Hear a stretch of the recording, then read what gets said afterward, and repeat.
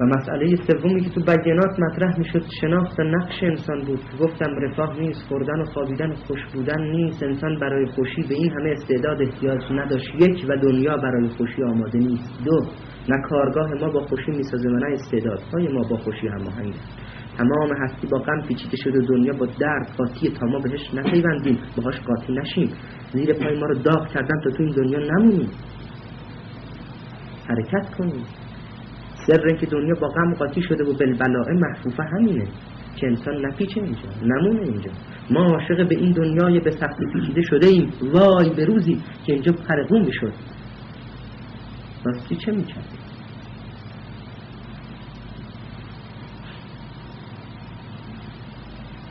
اینه که به هر چی دل ببندی ازت میگیرن، به فکرتو میگیرن، به زیبایی تو میگیرن، به پدرت ازت جدا میکنن، به زنت بهت خیانت میکنن، به دوستت بهت نارو میزنن.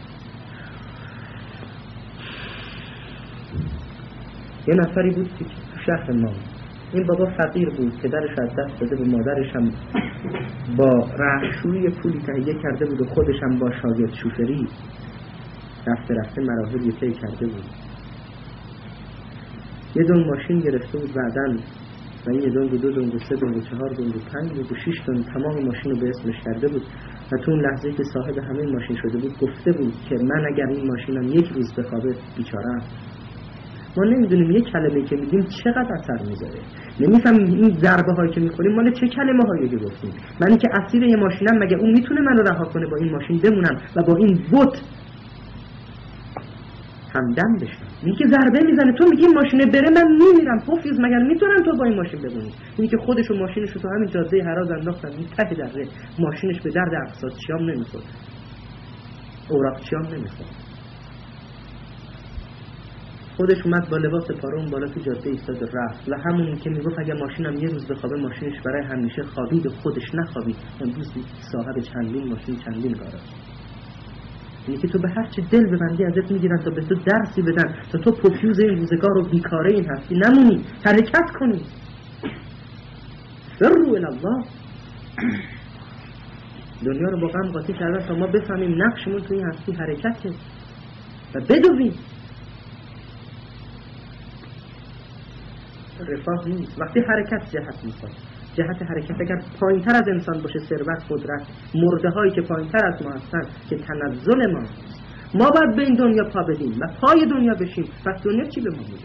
میگی لذت میده. این لذت به خاطر اینه که تو نمیدونی چی از دست دادی، فقط فهمیدی چی به دست آوردی. داستان پفک بچه و 100 تومنش 100 داده 2 تا پفک بهش دادن خوشحالم هست که من برد کردم و در میره که نکنه معامله فسخ بشه. چرا؟ چون پفک رو میشناسه ولی 100 تومن رو هنوز نشناخته.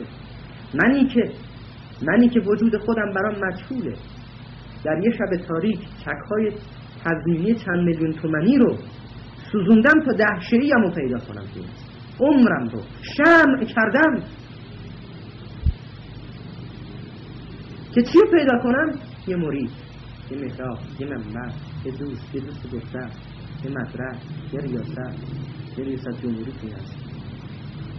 گوششم شده این شمع وجودم آب کردم که چی پیدا کنم؟ دم خس که بهش بچسبم در حالی که این خس دمش از بیخ کنه. وفا نداره، دنیا بیدومه.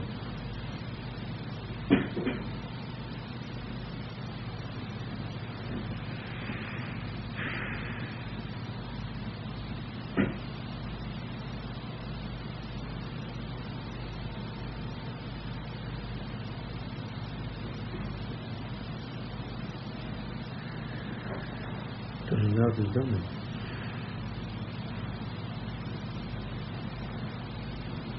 و این وقتی که صبح میشه تازه میفهمم وای چه چیزهایی از دست دادم و اینجاست که نالم بلند میشه. وا حسرتا علی ما فرطت فی جنب الله و این کنت لمن الساخرین. وای بر من چقدر باختم، چیا رو سوزوندم که چه چیزایی روشن. شمع عمرمو در سر کو گذر آب کردم که چی بگیرم.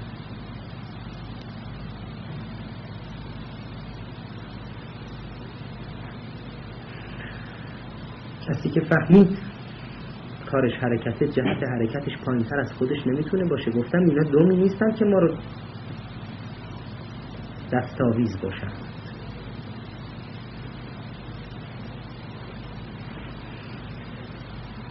بخواد به سمت چیزایی حرکت کنه که در حد خودش هستن، اینم تنوع دنبال زن و بچه و بابا و ننه و رئیس دیگه. اینه که جهت حرکت من تو این هستی و محرکای من باشن همینا.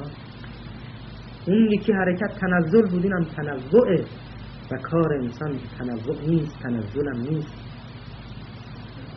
تحرکیه که رشدش به سمت جهت برتر باید حرکت کنم. کی برتر از منه؟ کی عالی تر از منه جز کسی که بر من حاکمه؟ و چه کسی بر من حاکمه؟ کسی که بر ماده و قانونهای حاکم بر ماده حاکمه، حتی بر قوانین دیالکتیکی و قوانین طبیعی و قوانین تکاملی حاکمه. چون قانونها خودشون تنظیم کننده و کنترل کننده میخوان. این میشه جهت حرکت من. اینکه کار من تو این هستی میشه رشد و نقش من تو این هستی زیاد شدن. گفتم زیاد شدن خودم، نه زیاد شدن فکر و علم و حافظه و عقل و قدرت.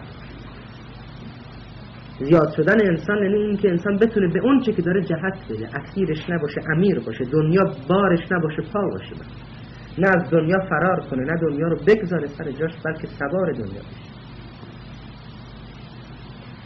یه دهی از این اطراف قوم نشنبه بهشون بود. اینجا یه چوپونی نقل میکنن بوده، این افسانه این میده، چوپون قوی.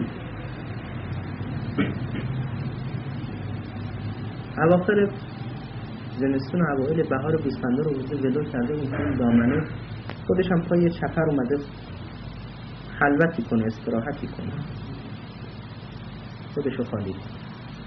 یه موقع میبینه گوسفندا دارن میدوون این طرف این طرف، بلند میشه نگاه میکنه، یه جونوری که اینه داره میپره، جونور رو درست نمیبینه ولی میره اومد سمت چپر، پشت چپر خم میشه، به حد اون که میرسه جفت میزنه رو سر اون پلنگی، میشینه رو کمر پلنگ، دوتا گوش پلنگ رو میگیره، سوار پلنگ میشه و دوتا پاشو فشار میاره زیر شکم اون، ترمزش اونم گوشش هم فرمونش با هم را میفتن میان تو ده. هم سرعت او رو کنترل میکرده و هم به اون پلنگ جهت میداده. داستان معروف هم هست. براش بعداً پولای جمع میکنن و پلنگ هم میکشن و صحنه میره. انسان در درگیری با پلنگ یه مرحله فرارش، یه مرحله درگیریشه، یه مرحله زرنگا سواریه. دنیا رو مؤمن نه رها میکنه نه فرار میکنه ازش، سوارش میشه. رس دنیا رو میکشه، رمق دنیا رو میکشه، کام از دنیا میکشه. مگر میذاره ثروتش قدرتش بمونن و خودش بره؟ خودشو پای ثروت نمیرسه، ثروتو پای خودش میرسه. جهت دادن یعنی این سوار پلنگ میشه، گوشش هم میگیره، باهاش راه میره. گفتم دنیا میشه پای مؤمن نه بار مؤمن. اینی که زهد اسلامی زهد اخذ نه زهد ترک. خودو من ممرکم، بگیرید بردارید. گذاشتن نیست، انباشتن نیست، برداشتنم. خودو بگیرید.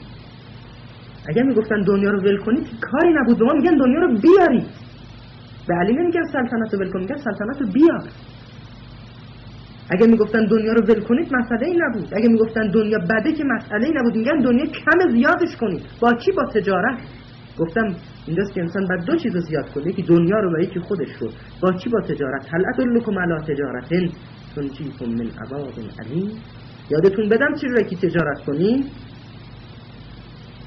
تو چه بازاری و با چه مشتری؟ بازاری که قدرت جذب داشته باشه و مشتری که قدرت خرید داشته باشه.